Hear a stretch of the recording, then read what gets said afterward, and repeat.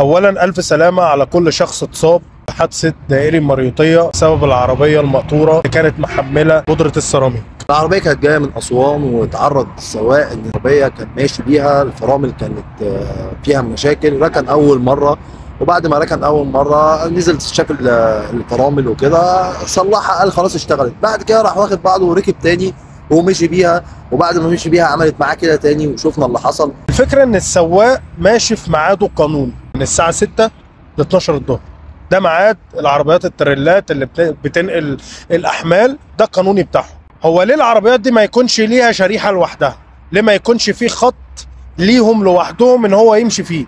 ده أفضل ليهم ولينا، يعني هو لو كان ماشي لوحده يعني كان ما كانش ده كله هيحصل. ده الطريق كان واقف، الطريق واقف والدنيا زحمة جدا، ومرة واحدة راح داخل شال أكتر من عربية 8 عربيات والعربيات وقعت من بره. يعني فعلا الله، يعني حادثه صعبه جدا جدا جدا.